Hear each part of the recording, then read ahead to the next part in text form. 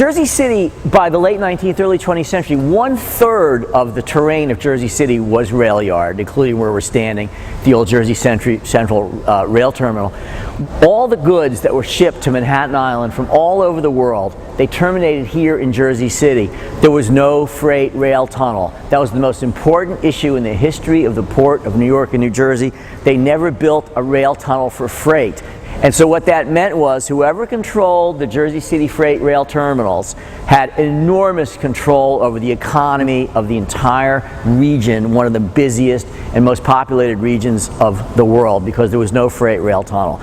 And Frank Hague, who became the mayor of Jersey City in 1917, he saw to it that the people he appointed, the people that he anointed, you might also say, to control the loading and unloading, the stevedoring operations on this incredibly lucrative port and these piers right here in Jersey City, they were essentially became the most powerful players in the political economy of the New York City region. Most importantly, a man called Bill McCormick, who was a good friend of Frank Hague's, who became known as Mr. Big of the port.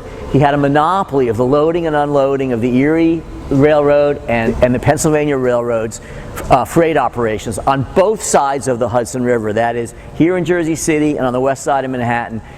He controlled all the piers in lower Manhattan, and that gave him a monopoly control of the stevedoring interests.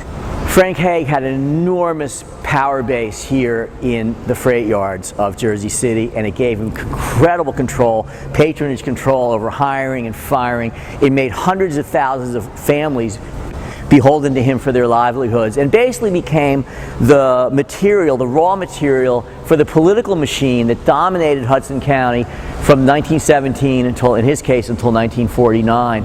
There was really nothing like it. There was no political operation in the United States that was so potently linked to a very specific and very particular form of economic activity that guaranteed enormous fortunes.